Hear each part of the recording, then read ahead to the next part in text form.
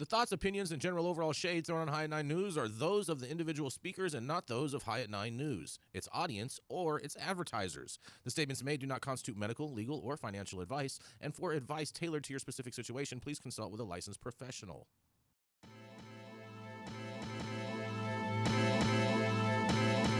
Welcome to the High at 9 News Hour, where you will hear from cannabis industry experts and professionals from around the country talk about important topics while shining light on global issues and discussing cannabis as it relates to politics, regulation and reform, data and technology, science, research and medicine, family and parenting, art, celebrities and entertainment, fitness, sports, mental health and wellness, and plant-based medicines and entheogenics. Together, we are building a stronger community, fighting the stigma and creating change.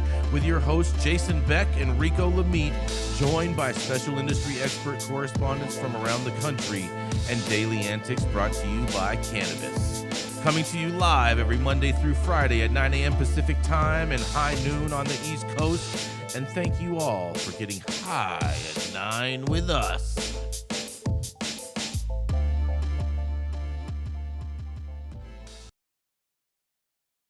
So many things that are going on in the room. Oh, yes. I got a self-drive mode. I bet. Well, good morning, everybody, and thank you for joining us. Today is Tuesday, October 17th, and today is National Pharmacy Technician Day, National Edge Day, Black Poetry Day, National Mulligan Day, National Pasta Day, and Pro-Life Day of Silent Solidarity. Thank you for joining us and getting high at 9 with us. It's also high noon on the East Coast. And please remember to like, share, and subscribe to us on all social media platforms. Use that fancy little QR code right there in the top-hand corner of your screen to see where we live on the internet. We are live every Monday through Friday on YouTube. And we are now also streaming on Twitter, Facebook, Twitch, and Rumble. So welcome to everyone joining us from any of those platforms as well. But nonetheless, we are going to kick it off with the Dope Dad himself. That's right, the official Quasimodo caretaker. That's right, the Dope Dad himself with the purple backdrop and Baby Yoda. That's right, is none other than Rico Lamitte. Oh, yeah, Jason. I can't get no applause there, man. Come on, man. He gave you some applause. Just because you don't hear it doesn't mean it's not there. There it is. Yeah. There it is, man. I definitely appreciate that, Jason. And in honor of Black Poetry Day. Oh, boy. Here I'd we like go. to say, I am the man. You're a poet? Is your article going to be in a haiku? Hey, You don't even know it. Oh, Todd dropping bars coming in from the big LV. Mm-hmm. I love it, man. Love it. So my story is actually coming out from Cannabis Business Times. And as we venture out here to the great state of California. So under current law governing California's adult use and medical cannabis markets, cities and counties can prohibit cannabis retail businesses from operating within their jurisdictions. And contrary to what most outsiders think, the majority of California jurisdictions do. In fact, the Department of Cannabis Control, as of February 2023, says that 302 California cities and counties continued to opt out of all cannabis business types. That's 56%. And while state law allows delivery operators to deliver to any jurisdiction within California's borders, Cannabis Business Times' Tony Lang reported that Fresno County Superior Court Judge Rosemary McGuire ruled in late 2020 that state law does not preempt local ordinances restricting or prohibiting such deliveries. Since McGuire's order calling into question the state's outside-in rule, many cities have kept delivery bans codified as local law ever since. But thanks to Medicinal Cannabis Patients' Right of Access Act, signed into law last year by Governor Gavin Newsom, those who chose to follow Fresno's path will soon have to change their ways, allowing medical cannabis delivery, as it requires localities to adopt new zoning regulations by January 1st, 2024. Lauren Mendelssohn, a senior associate attorney at law offices of Omar Figueroa, helps write local ordinances and advises local leaders on creating regulations that are compliant with state law. Here's what she had to say about the looming legislation. It is considered landmark legislation because it goes further than most other legislation in terms of actually guaranteeing access to medical cannabis delivery to Californians who need it. In addition to patients, SB 1186 ensures medical cannabis deliveries can be made to primary caregivers throughout California. But she says future hiccups are to be expected, most notably the confusion over requirements outlined revolving around cities passing recent ordinances that don't actually allow for medical cannabis delivery operators to have physical offices and keep inventory within their jurisdictions, disregarding the quote unquote physical premises language of the bill, which is section 26322A5 and B1. Per the article, a key component behind delivery-only businesses to have physical establishments within local jurisdiction is to ensure that patients and their primary caregivers can receive medical cannabis in a timely and readily accessible manner. According to the bill's language, but some cities are interpreting the law differently. In San Marcos, a city roughly 95,000 people in northern San Diego County, local officials adopted an ordinance on September 26th stating that they will allow medical cannabis deliveries from nearby jurisdictions, but they maintain that medical cannabis establishments, even those that are delivery only, still will not be permitted. San Marcos's deputy city attorney, Jacqueline Paterno, said that in remote jurisdictions, it will be necessary to allow establishments because there's no other business nearby that could serve the population. There's plenty of establishments that can deliver nearby in San Marcos that are nearby, so we don't have that issue or having to allow actual delivery only establishments to open or be permitted in San Marcos. But Mendelssohn says the idea of next door city fulfilling the medical delivery access requirements set forth in SB 1186 is a misinformed approach. She said that is not what the law says. As of January 1st, 2024, they and other cities that have taken that position or that still have their bans on the books will be in violation of this law and are opening themselves to lawsuits that can be brought by private parties. And the enforcement mechanism of 1186 are not limited to the scope of the state's attorney general or prosecutors. The law can be enforced in litigation brought forth by medical cannabis patients or their primary caregivers, or by medical cannabis businesses trying to sell their products in any given jurisdiction. So she's saying that if you're a medical patient, you can't access to your meds, that you can sue your municipality. These are private lawsuits that can be brought by firms such as myself or other law firms, and it's a mandamus action that would be brought to essentially enforce the jurisdiction to comply, and attorney's fees could be awarded in a manner like this. Also, there's no sunset date for when these lawsuits can be filed.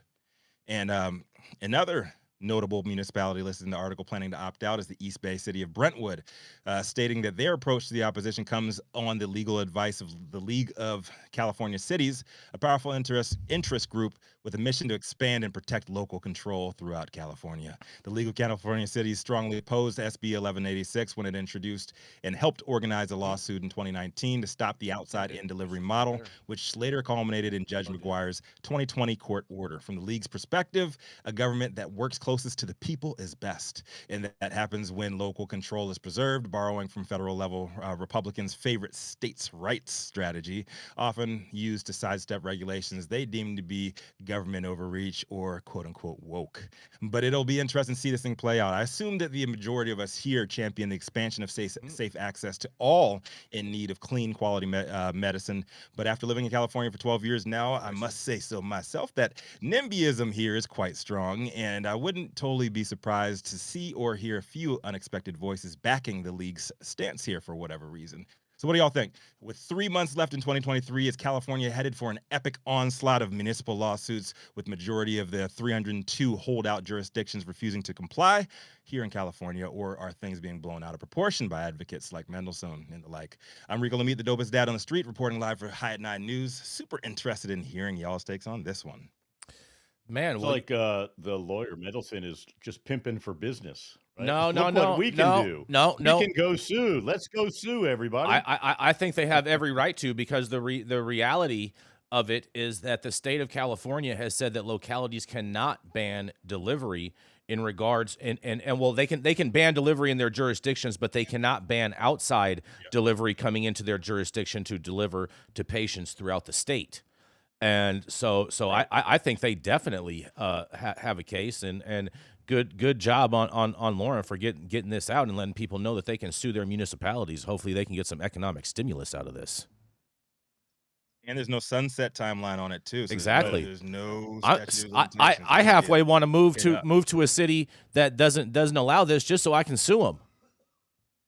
Get paid, bruh. Yeah. Like, yo, I can't get access to my meds. This is a come up right here. I don't feel safe. action suit happening. I don't feel safe. We gotta have us a house meeting. I think that they're going to change the law and the regulation before they have to pay out all that money, and that's what's going to end up happening. If patients start gathering together and bringing lawsuits against them, the smartest thing to do would just to say yes, you can deliver here, and just remove the stipulation. Did it mention, Rico, in this at all if they were able to sue the actual League of Cities as an organization as well? It did not. The league of the league. That's who you want to hit, Okay. not even just like a local jurisdiction. You want to be able to sue the entire League of Cities. I think if municipalities are getting sued, why would the municipalities that took the League of Cities advice, why would they not just turn around and sue the league right after that for giving them bad legal advice? I don't think that I don't think that the League of Cities would be held liable in that sense from a city. They said they're acting in accordance to legal advice given to them by the league. Well, I understand, but just because they're exactly what given the president said. given legal advice doesn't mean that that they can be held liable in that way. Who is the League of Cities? If they're saying it is in fact legal advice, I mean, there's no proof that we see. But if they were actually given legal advice in any capacity and there were no disclaimers given, I think But they have there's a all case sorts too. of ways to interpret the law. Just because you get bad legal Exactly. advice doesn't mean you can sue Exactly. somebody. That's what I'm saying, Gretchen. Thank you. Exactly. What do you think about this, Gretchen? Do you think that we are on our way to a legal onslaught of No, lawsuits coming from people? I do What do you not think's see gonna a happen? legal onslaught because it costs money to sue people, and these folks don't have any money. Maybe California's So got money. maybe the There's law a lot of firm money in California. maybe the law firm of Omar Figueroa is taking all these cases on pro bono because they know it's a slam dunk case against these municipalities because they have money. And they said that they're going to be suing for legal fees too. Mhm. Yep. They said that they will be suing, like Lauren said, they will be collecting legal fees because those will be up for grabs too. So I don't see That's why great. Go for it. a bunch of advocacy firms would not be taking these cases on pro bono and charging the municipalities for their legal fees as such. Okay. Pass the buck. You asked me if I think there will be an onslaught of lawsuits. I don't. How many is in an onslaught? More than A three. melee, if you will. A melee, a relay. I don't care. How many are you saying, Rico? 10 cities, 20 cities, say, 30 cities? Well, how many medical patients do you think we have here in California? I think it's safe to say that we have at least one medical patient in every single city in California. And how many cities in California are there? Let's just say I think there's like in between more like than 700 350 medical cities in the League of Cities.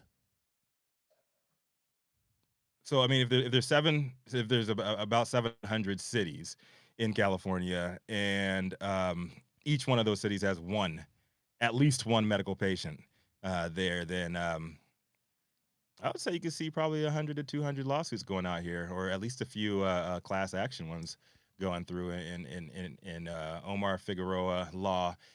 At law, here can go out there and collect signatures and get this party going pretty soon. You know what I also wonder is, since Omar is now running for Sonoma County judge, is it still the law firm of Omar Figueroa, or is it now the law firm of Lauren Mendelson? Good choice. Depends on if he many wins. I don't think his law firm changes, and I also don't see where you guys keep talking about how they're going to sue the League of Cities. I don't. If he I don't see wins, why you that's- think. I don't. Why? Why Because do you nobody- think because that the nobody wants League to of take- Cities would be held liable? Who's suing them?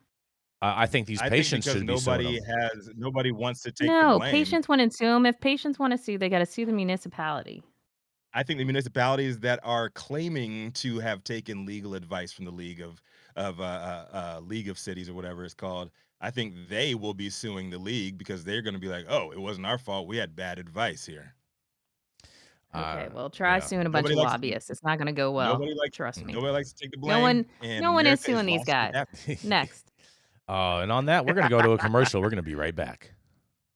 Relying on 25 years of commercial hydroponic experience, King Solomon Nutrients has engineered the best liquid and dry fertilizer products for cannabis that preserves the crop, the soil, and the environment. Through relentless passion, research, and innovation, King Solomon has developed simplified cannabis crop nutrition you can trust. It was created for farmers, by farmers. Don't mess around.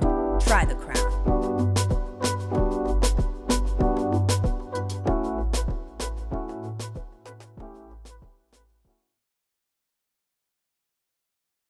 Doing y'all. Mm-hmm. And like This is a that. doctor Up next, say y'all when know you- who it is. He is mostly known for smoking on the best weed in the world, and he is back from Maine. And you know what? Well, it seems like we don't have any clouds in the sky today because we have clean internet coming That's right. through. And I was the main attraction And out we're there. I'll here tell you that too. much, Rico. I see what you did there, Jason. Yeah. Coming up next, y'all know who it is. Jason, back. Give this man a round of Yes. applause, Adam. Oh, yeah. Good morning, guys. Very, very interesting story. Very, very interesting story. Because, you know, these politicians, they keep on trying to threaten to go against the will of the people. Ohio Senate President plans to repeal cannabis legalization if passed by voters in November. The official voting day for Ohioans is November 7th, but early voting has already begun on October 11th. This is a significant year for cannabis because cannabis legalization measure, which is labeled as Issue 2, is appearing on the ballot. However, some legislators are not thrilled with the idea that cannabis legalization could be approved. They announced plans to possibly repeal the law if it does get passed. Senate President Matt Hoffman spoke on the Senate floor in opposition of SR 216, stating that it will be coming right back before this body and will likely receive changes. We're going to have a mental health crisis on our hands, Huffman said. If voters approve Issue 2, we are going to pay for this for years and years and years, and it's only going to get worse, he added. That he will push to review and repeal parts of the bill if it gets passed. In another quote, he says, if Issue 2 passes, there will be more teenagers in the state of Ohio committing suicide, Hoffman said. Another quote, and our reaction to that will be, let's make marijuana legal because by that time, more people will be making lots of money. It will be, maybe we should hire drug counselors, get into the schools, talk about kids not taking drugs, but by then it will be too late. It'll be even more part of our culture. And no, I'm not a scientist, but I'm a person who can look at facts and listen to scientists and know that that's true, he says. Just as early voting began last week, Republican Senator Mark Rumachek and Representative Terry Johnson, among with 14 other co-sponsors, introduced Senate Resolution 216, claiming all of the potential harms that legalization will bring if voters choose to vote and approve Issue 2. The proposed statute authored by the commercial marijuana industry does not serve the best interests of the people of Ohio and will bring unacceptable threats and risks to the health of all Ohioans, especially children, will create dangers in the workplace and unacceptable challenges and costs to employers, will make Ohio's roads more dangerous, and will impose significant new unfunded costs to Ohio's public social services, and serves only to advance the financial interests of the commercial marijuana industry and its investors, the bill text stated. Many of the points of concern in the bill have been used by anti-cannabis supporters, such as calling cannabis a gateway drug that leads for 4 of our 10 people to try other drugs, and that cannabis use leads to opioid use disorder, while it claims that drug overdoses are the leading cause of injury and death in the state, with an estimated 33,000 Ohioans having died due to drug overdoses between 2011 and 2020. The state records for COVID-19 deaths are recorded at over 42,000, just for reference. The Center for Disease Control and Prevention shows that the top 10 leading causes of death in 2017 for Ohioans was heart disease, cancer, accidents, chronic lower respiratory disease, stroke, Alzheimer's disease, diabetes, flu, pneumonia, kidney disease, and spectema? I've never heard of that one. The resolution also included claims that regular cannabis use can irreversibly reduce intelligence, memory, and learning ability, along with claims that underage cannabis use causes risk of academic performance, IQ, and behavior, and that cannabis in adolescence leads to risks of psychosis, a severe mental disorder characterized by distorted thinking and loss of touch with reality, as well as depression and suicide.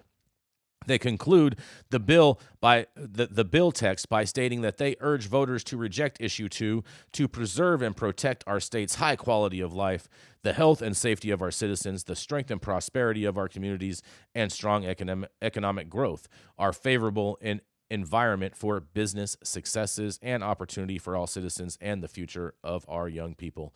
The campaign group submitted nearly 130,000 signatures to get issue 2 on the ballot, after first coming up short of the necessary 124,046. And it looks like, in a quote, "It looks like we came up a little short in the first phase, but now we have 10 days to find just 679 voters to sign a supplemental petition. This is going to be easy because a majority of Ohioans support our proposal to regulate and tax adult use cannabis," said the Coalition to Regulate Marijuana Like Alcohol, the CRMA spokesperson Tom Herron says. A recent poll from the CRMA, which is the same advocates group behind the initiative, found that 3 out of 5 Ohioans plan to support the measure come November. A similar poll conducted in September 2020 showed that voters said they were 29% strongly approving and 34% somewhat approving, and 63% in total, compared to this year's results with 50% strongly approving and 17% somewhat approving, and that's a total of 67%. Recent projections from Ohio State University show that the state could generate somewhere between $275 million to $403 million in adult use tax revenue by the 5th year of legalization. Man, oh man, I am so sick of these politicians always thinking that they know better and always going against the will of the voters. This is just ridiculous to me, but nonetheless, I want to hear what you guys have to say. And this is Jason Beck for the High at 9 News. What do y'all think? So I'm wondering if any of them have actually looked at statistics for all the things that they mentioned, increase in child use, loss of intelligence. Like, is this just somebody telling them this? They are Yes, not I believe coming that. with this information. It's not research backed. It's just somebody, If you- some if- lobbyist in their ear from Sam Mhm. that's Pretty telling Sounds them like- that all of these things will Sounds like- happen. But these things haven't happened in other states. Well, I agree with you, Sounds like Nicole. it's, This definitely heard it sounds at like church. Project Sam. What's that, Todd? Yeah, and also, I said it sounds like he Yeah, heard it and in it- church. You think he heard it in church? I mean, I don't. That's what it sounds like to Jason, me. I would be remiss if I didn't give us one of these. What's that? We're not hearing nothing, Rico. Isn't that working? No. The swag for Ohio. Oh, Swagging in like Ohio. Swag. Um, Oh man. I just want to. Am I the only one that finds it strange that Ohio's own native son, the champion of tears himself, John Boehner, was so instrumental The champion of tears. in moving conservative voices and conservative leaders forward in the business and the economic benefits of cannabis early on.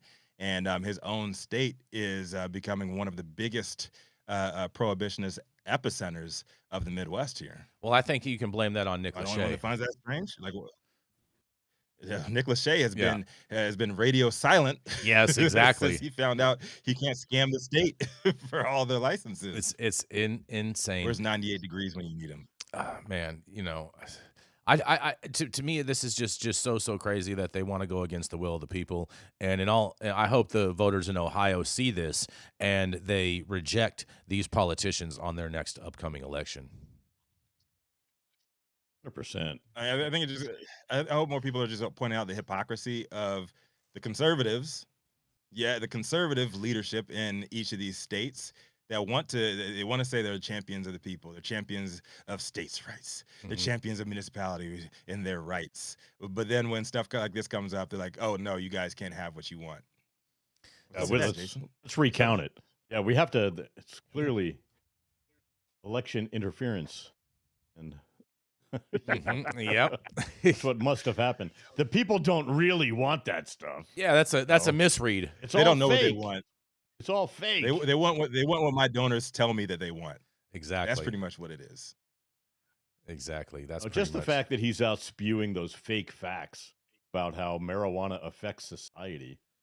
It's reefer madness is what he's doing. Yeah, and not to mention, he just threw a whole bunch of basically shit on the wall and seeing what sticks and what will actually resonate with people. He didn't point to any specific statistics or any type of quantified data at all whatsoever. He just basically grabbed a whole bunch of shit, threw it on the wall, and wants to see what will resonate with the voting base.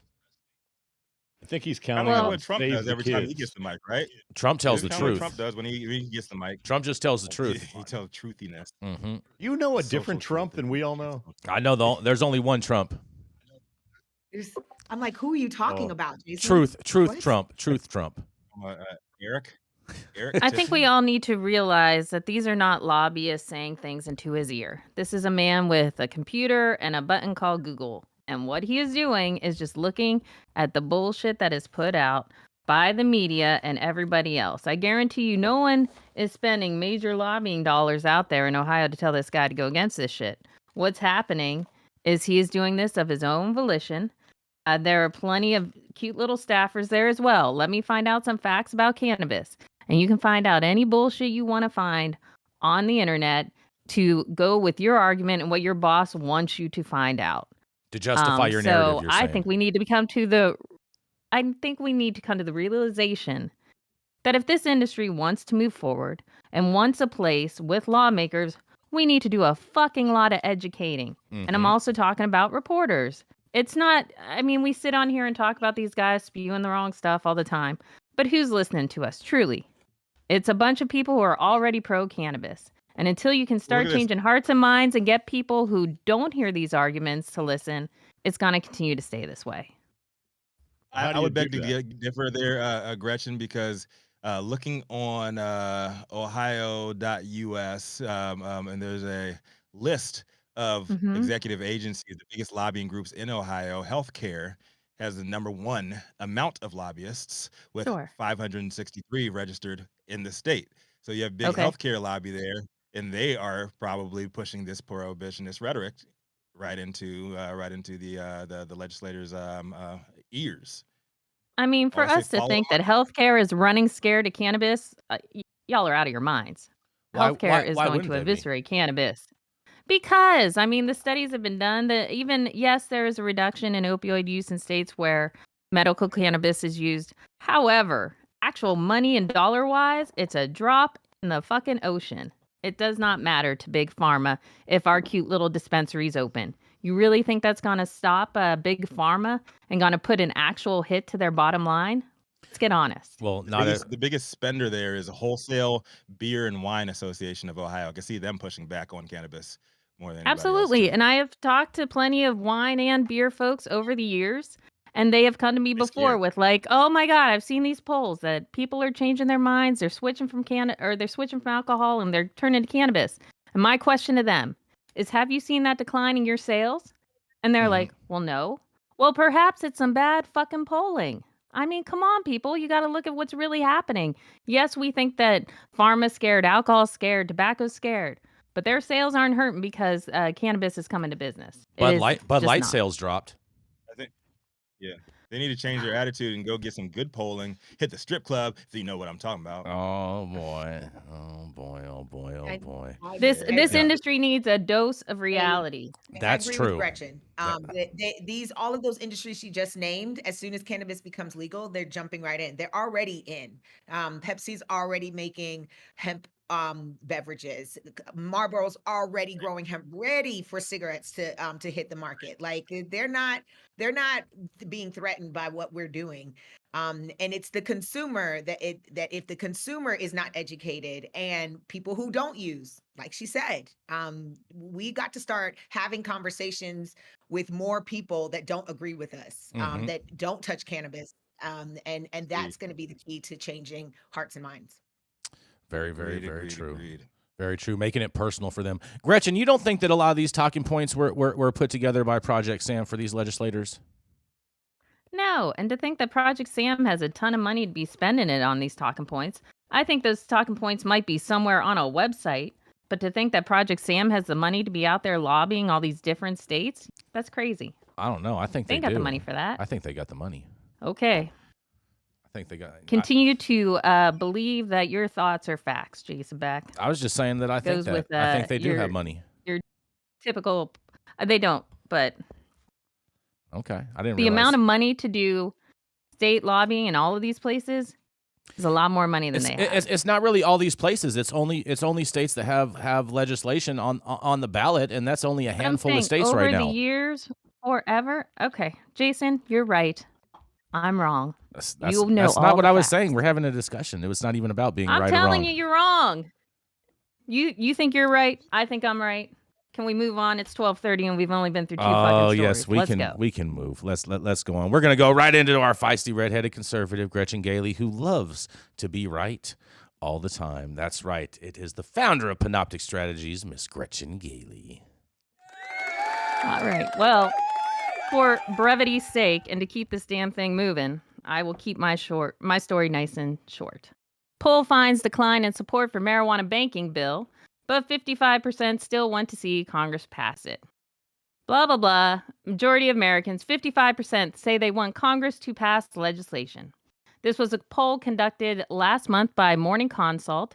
The poll asked 2,211 U.S. adults their opinions on a range of banking matters, most of which centered on consumer issues such as overdraft fees and customer service. But one question plumbed public opinion on banking reform around state legal marijuana, which remains a top priority for Senate Majority Leader Chuck Schumer. Basically, of respondents, 28% said they strongly support such a move, while 27% said they somewhat support the change. Another 23% either strongly or somewhat oppose the change, while 23% said they didn't know or have an opinion. A separate poll conducted last year had that number at 65%. That's my story in a nutshell. Why this matters is exactly what I was just talking about. Regular Americans don't know or care about cannabis. Do you think these guys really, when this banking poll called them up and said, hey, what do you think about this? It was one question in a banking poll. It's not like it was focused around marijuana whatsoever. Even then, they were just like, all right, 55%. We need to do a lot more education of the general public and stop keeping our heads in the sand that this shit is all going to work out. Mm-hmm. This Gretchen Pride 9 News. Gretchen, you are totally right. Gretchen, what you're maybe saying poll is the you industry. think that it probably won't get passed, right? What? I never said I don't think banking is not going to pass. I said that these So, Americans don't care if it passes or not. I think that's because no one gives a shit unless they're in the industry That's about right. banking. But That's they right. do give a Yeah. fuck about cannabis, that's for sure. But they don't understand the nuances of the business that we're in, which we can't bank freaking our cash, and it's a big problem. And we can't get loans, and we can't do the same thing that other businesses can do in America. Yeah. So, I mean, when you bring it to the attention of the American public, you have to connect it to the American public. If you said there would be no dispensaries or no cannabis, but yeah, that's the you have to connect it. So they can't. They need to poll the industry. That's right, and see how that poll works out. Right, not just random. Go America, Because you're right. They don't know And shit about. not no Yeah. poles going to the regular ceiling either. I'm talking about Atlanta. I'm talking about Miami, King of Diamonds poles, all the way up into the Oh, rafters. They're yeah. coming down full speed, Don't- splits on the ground. don't forget Those ab- kind of poles are what I'm talking about. Don't forget about 11. And Todd, while I hear you while you say you need to poll the industry, but no one cares what the industry thinks. These bankers are polling people to understand Mhm. where their priorities should be. That is what they're trying to find out of what they are going to push Typical forward with bankster. legislation. And so we need to Typical care bankster. about informing the public, so they will tell bankers, yeah, we care about cannabis banking too. Oh, wait, that's going to put all these businesses really out of business if this keeps continuing on. Maybe I should care about where my medicine's coming from. And they then will start to care about the issue. We have to make people understand that this is an issue that hits them at home, that they talk about around the kitchen table, that it's going to mean the difference between life and death for a family member, that it's going to mean a better quality of life for that stressed out mom at the end of the night. They need to understand that these things apply to them, and the general public just does not. I would Yeah, think they yes, would look at it from it's a a tug of their financial matter. heartstrings. And banks make a lot of money banking businesses, right? So, this is, last year a $13 billion industry. Next year, $15 billion industry. There's a lot of money floating hands, and the banks would think the banks want to get a piece of that, right? I mean, I've been running a business here for 9 years, and literally just got cash banking like 3 months ago. The first time in 9 years I haven't been paid in cash, right? That we're able to actually deposit our cash into an account. It's the first time in 9 years. Is that through a state chartered bank, Todd? Direct deposit. Is that through a state chartered bank? Through a state chartered bank. Mhm. It is. Yeah. Think of how much cocaine residue has touched your business's hands. Oh, you know what? That's funny because they do have a study in That's regards right. to how much cocaine residue is on every single $100 bill. Exactly. It's like 80% of $100 bills have cocaine on them. That's exactly. Yep. And on that, we're going to go to a commercial. We're going to be right back. Relying. How's it going, guys? Saman Razani coming to you from Green Street here with Jason Beck, smoking on the best weed in the world. Did you know that we have an audio-only version of our podcast available on Apple, Google, Amazon, iHeartRadio, and Spotify? Tune in now and check it out.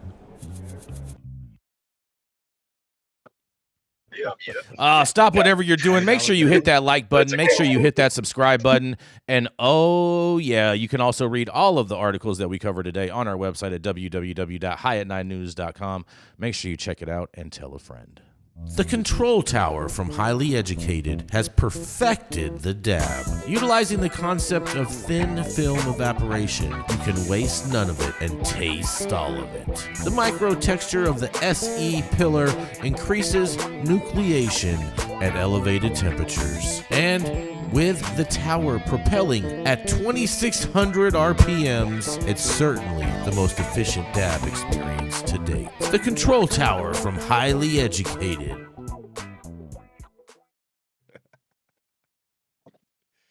Guys, am I coming in clear? Hold on, Saman. Yes. Up next is the National Community Director of M4MM Power 88 in Las Vegas's friendly neighborhood encyclopedia, and my favorite purple plant magician, Nicole Buffong. Thank you so much, Rico.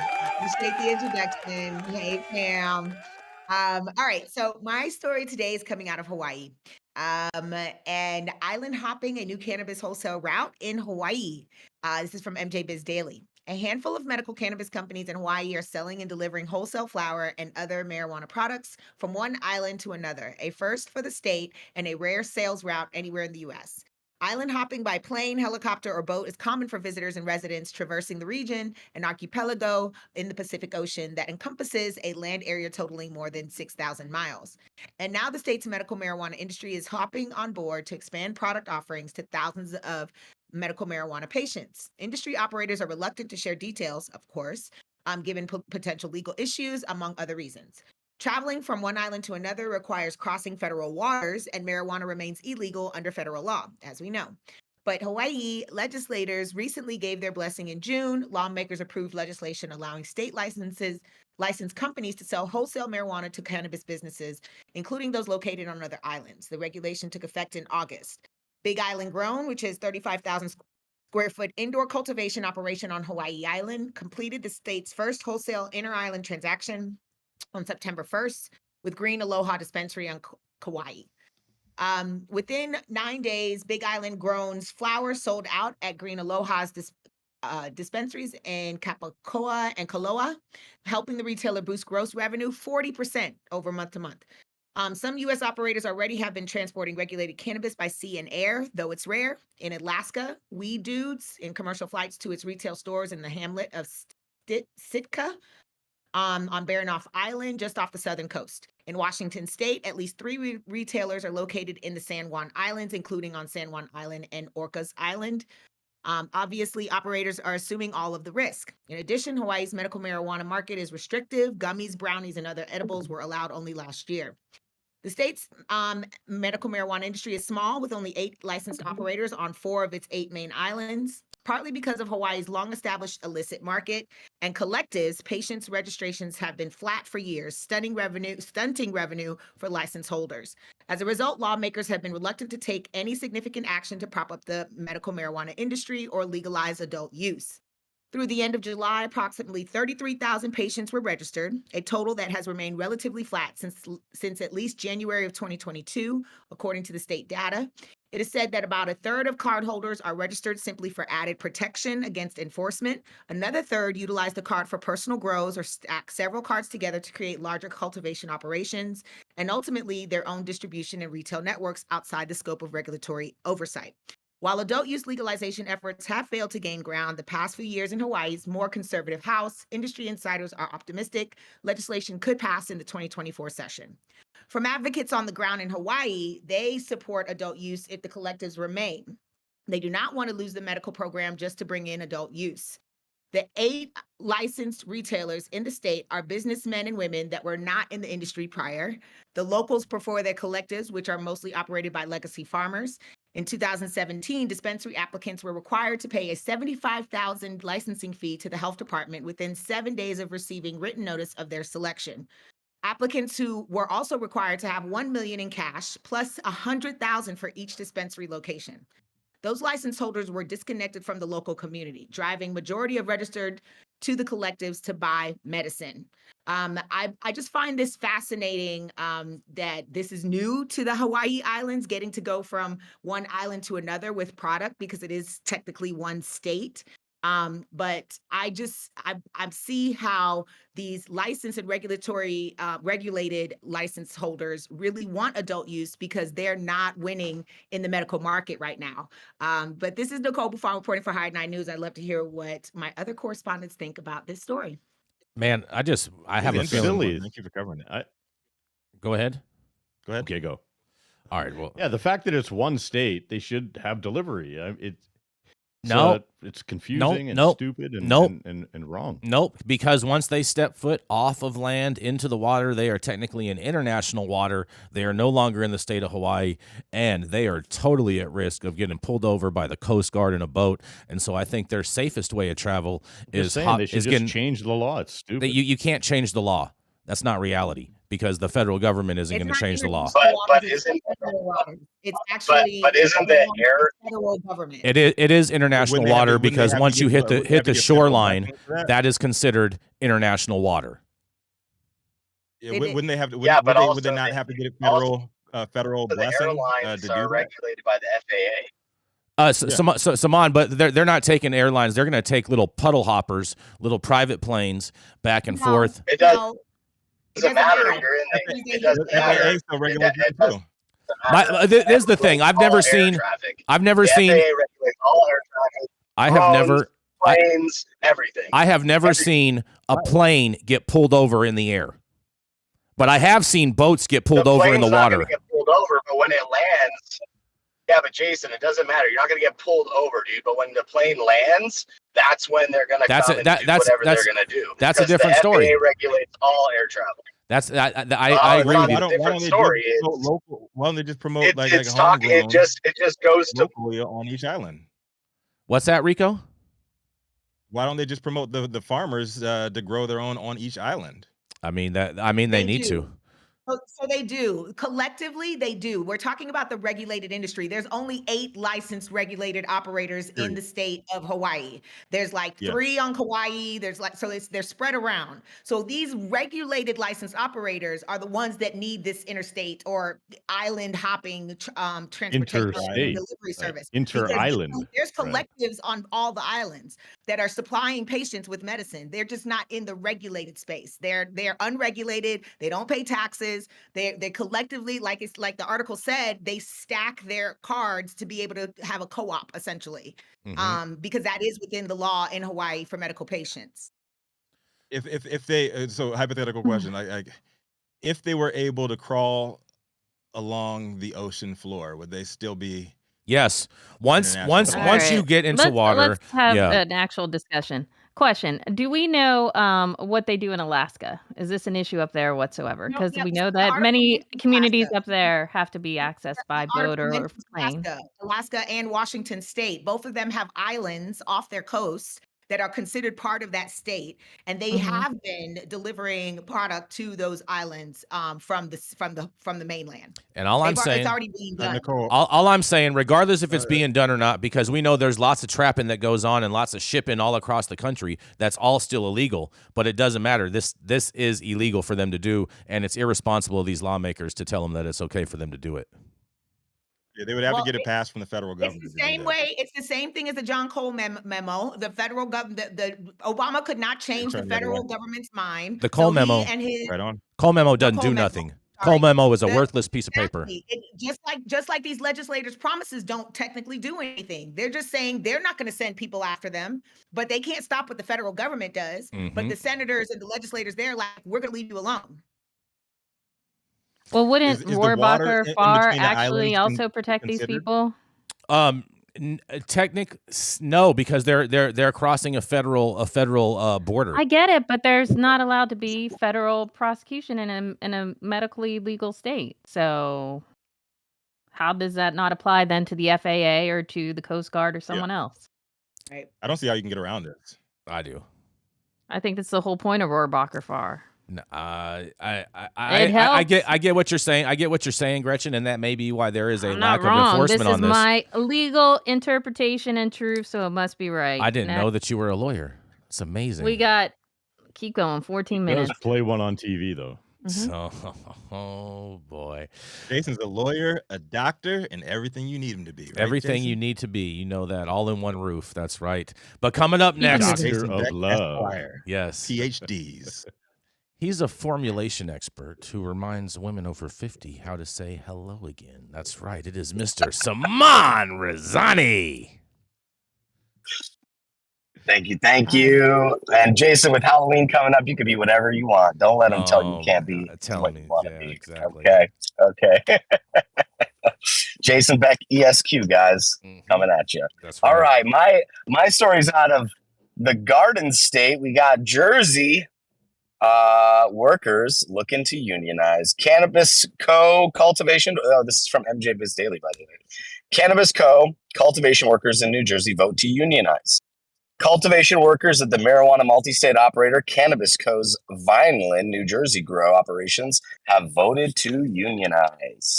In September, 12 workers there voted to join the United Food and Commercial Workers Local 152, the union said in an October 9 press release.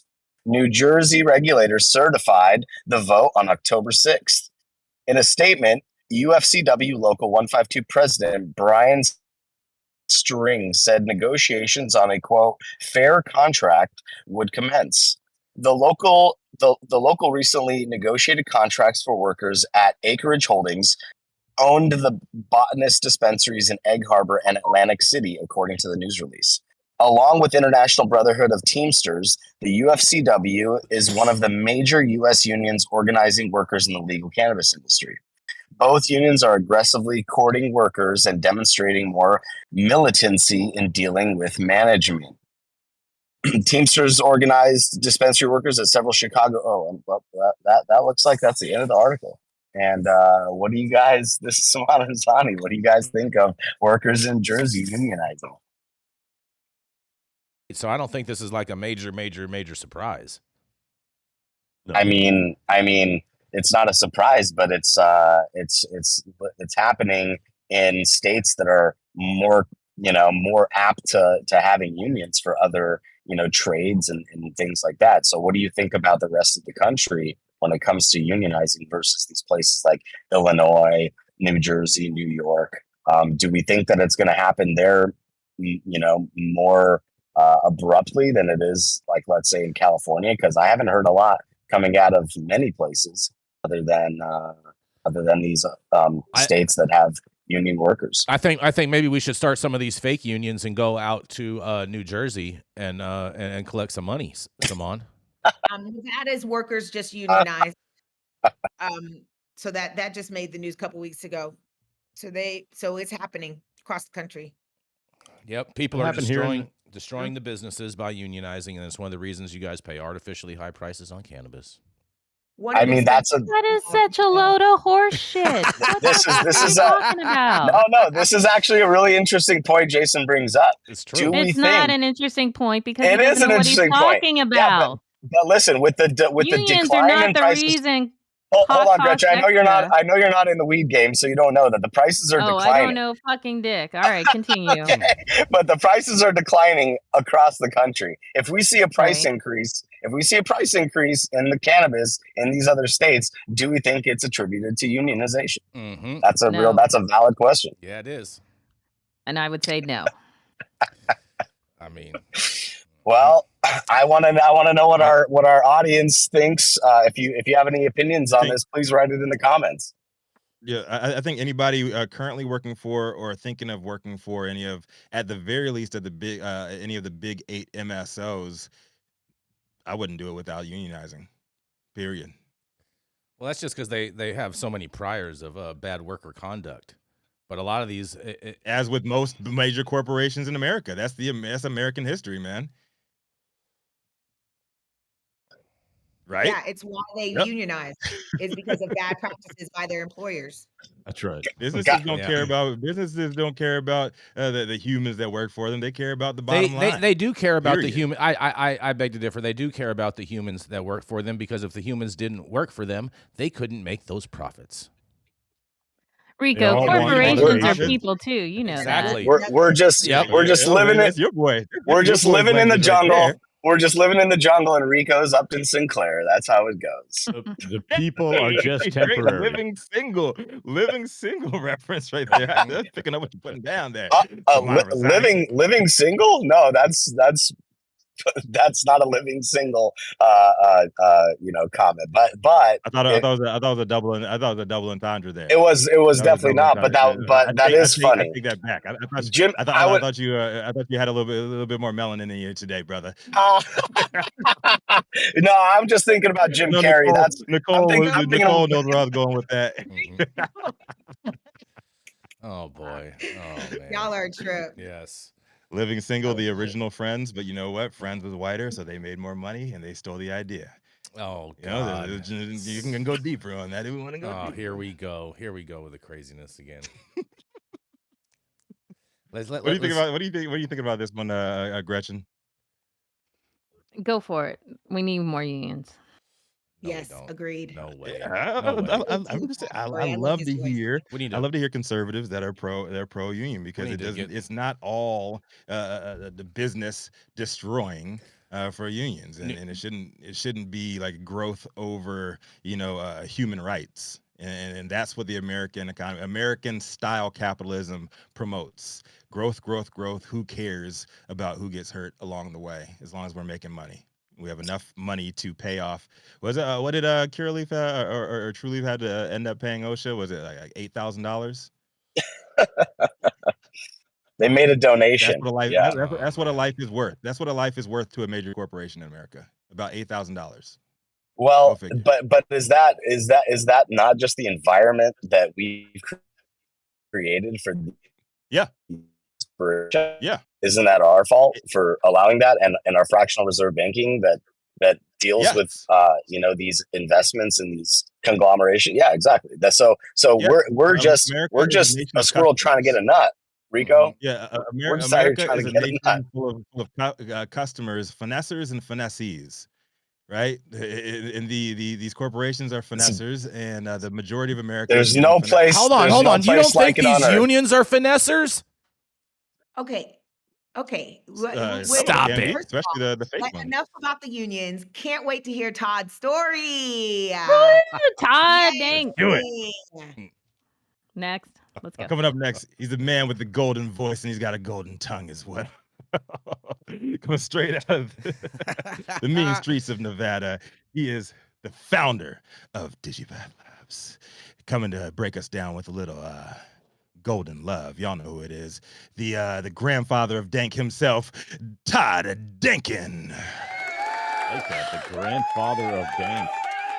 I like that a lot. I'm gonna use that. Yeah, I like that. I think I'm gonna put that on my LinkedIn profile. I'm not mad at that.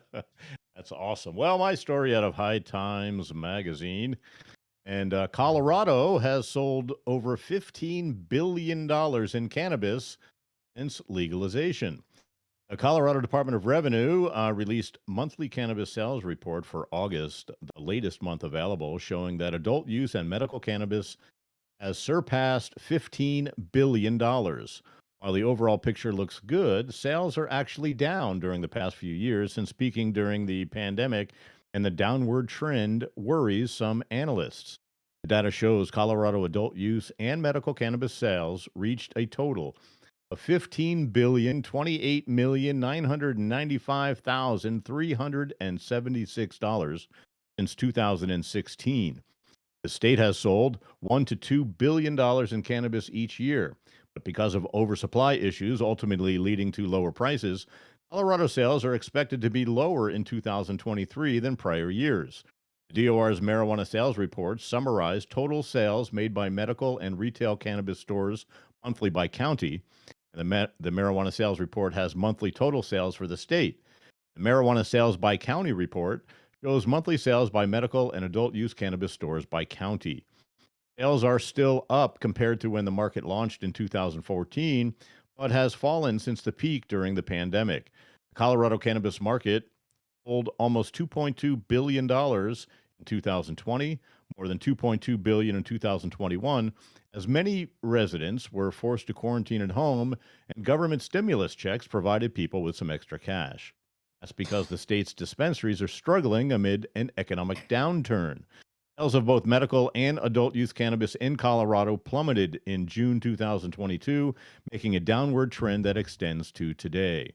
Unless cannabis sales picks up in quarter 3 of 2023, full-year cannabis sales could be down from 2022, when Colorado cannabis companies sold $1.7 billion in cannabis, matching sales in 2019. As of the end of August, year-to-date tallied is just over $1 billion. In Colorado's largest city and capital and the corresponding county, the drop in sales is acute. A July report from the city and county of Denver shows a 22% decline in annual cannabis sales revenue from 21 to 22, the largest annual drop since legalization launched. Consumers who are strapped for cash are buying fewer expensive products, said Truman Bradley with the Marijuana Industry Group. The ripple effect to employees and customers can't be overstated either, he said. As cannabis sales drop, so do tax revenue. Denver makes up about a third of the state's cannabis sales. A municipal marijuana management report from 2022 reads, in 2021, 31% of Colorado's total marijuana sales occurred in the city and county of Denver. From 2014 to 2021, the proportion of marijuana sales in Denver out of all Colorado marijuana sales has fallen by 17%, going from 48% to 31%. This downward trend, which has been consistent since the implementation of retail marijuana sales in 2014, indicates that marijuana sales growth outside of the city and county of Denver has been increasing faster than within the city. A recent report from the Denver Post analyzes the fallout of the post-pandemic cannabis industry in Colorado. Al Tanazi, A cannabis salesperson told the Denver Post, "The market's just bad. It's bad right now. There are businesses closing left and right."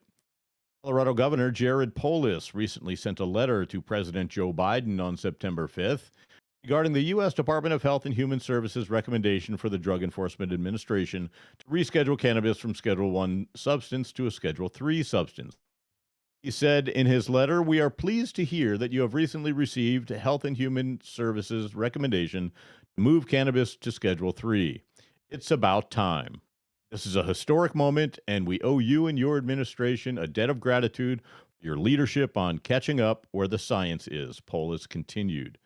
Cannabis' current classification under federal law as Schedule 1 is contradicted by the scientific evidence. The notion has previously considered that cannabis has no accepted medical use, a high potential for abuse, and no accepted safety standards, even under medical supervision, has been widely disproven. HHS's recommendation is evidence-based and a move in the right direction. Polis also addresses the issues that still need to be resolved, such as banking. He wrote that if cannabis becomes a Schedule 3 substance, banks would be free to serve cannabis businesses, and the tax code 280E would no longer be necessary. Oversupply, lack of demand, competition with neighboring legal states, and the black market sales puts Colorado cannabis businesses in a bind. What is happening in the marijuana mecca? Is this a trend that is going nationwide? I'm Todd Denkin with High at 9 News. What do you guys think? What's funny to me is that people are still quoting what the media put out there. It's basically just a rumor. The HHS letter, nobody has seen it. So we don't know what the HHS letter says besides remove it from a Schedule 1. It definitely doesn't recommend moving it to a different schedule, as far as we know, because again, nobody has seen it. But I think that this is interesting, from that perspective, that they're banking and thanking Biden for doing this move. I don't know. I still feel like it's pandering. I'm disappointed in Totally pandering. Totally yeah. pandering. What do we think about the sales going down? What do we think? I mean, it's only going to go down. They talk about black market sales hurting the cannabis economy. That's the only reason why businesses are probably still in business, or people are still making money on cannabis. That's my big question there, Saman, because you're more well-versed than probably all of us in Colorado market. I had no idea that the illegal sales were popping like that in Colorado. I mean, they're popping everywhere because nobody can make the money and the taxes are too crippling for the businesses. But honestly, the problem is not just that. The problem is the regulators are taking more enforcement. I mean, we've come from prohibition into into like a dark hole of prohibition, because now what the Colorado Met is doing is actually going after people holding private events in Denver that have consumption that maybe the place doesn't have a consumption license. This is just more BS from the government, and no matter where it is, right? And Colorado has been very progressive with cannabis. Obviously, we were the first ones to go recreational in 2014. But with that same breath, it's like with all of these issues come the funds to hurt the industry more with more enforcement. All that money that the state's getting is going to pay more regulators to regulate the industry that's already fledgling. So, in my opinion, this is going to be the same exact thing that's happening.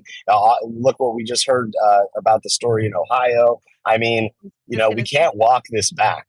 Yeah, the genie's out of the bottle. We can't walk it back. We got to learn how to get the regulators to actually open their eyes, to listen to what needs to happen for the industry to thrive in every state. Actually, it just needs to already become federally legal, decriminalized, so that we can move forward. It's just holding us all back. It's hurting us all. But that's the point, right? They want to hurt us. They want all the money to go away so that when the big dogs come with their big bag, that they can take over. And that's the problem. We're just shutting out mom and pops. I'd also like to add that I noticed how quickly they stopped talking about all that social equity shit when they found out that they're losing money. Right. Absolutely. Absolutely. I wonder if there's actual almost 10 years into adult use for Colorado. if there's actual research that shows like if there's more kids using because of adult use, like some of these statistics that we have the data, data's got to be coming out of all of these states to show. Yeah, but I'll caution the data, because obviously there's going to be more people, more kids, because of this increasing number of products that are on the market and available. And Right. just like beer, when I was 12, when I was 11 years old, and we snuck a beer from our friend's dad's little fridge, that's the same thing that's happening with cannabis. Beer's a lot more Just because accessible, it's though. more- Beer's a lot Yeah, more that's- accessible, Saman. Yeah, but that's what weed has become more accessible. That's my point. It's It's pretty before legalization, there wasn't opportunity. I feel it's way harder to get weed as opposed to get Nah, alcohol. it's not I can into walk the into any same grocery store and go and buy alcohol or steal a but beer it's and not- walk into the bathroom. It's not the point kids being walking it's into available. dispensaries. It's No. them being able to get it delivered to them from the Instagram. Like it's not like and that's the illegal operations that are delivering it to them. But like Saman said, it's an increase of product on the market, period. Whether it's legal or not legal, it's there. And now and once you legalize it, it becomes an adult. That it makes it that much easier to say, yeah, just dial this number and it gets delivered right to you. Yeah. I think that happens or right you have here. that number? And not just that, the glut. Here in California, I mean, with the homeless issue, the way it's crazy, you can walk by any local grocery store and see somebody who's down on their luck and tell them you'll throw them a couple of dollars, get you a case of beer. Am I right? I mean, is that how we used to buy beer when we were not 21? Maybe. We're not gonna litigate the past. I mean, I had a fake ID when I limitations was on that. 18 that said I was 21. Okay, I might even had it even before then. Shout out to New Jersey and the garbage I got ass it at a luggage store in New York IDs. City on Fifth Avenue. That's New what Jersey I'm IDs, saying. Like, they used to sell the hell out of those, man.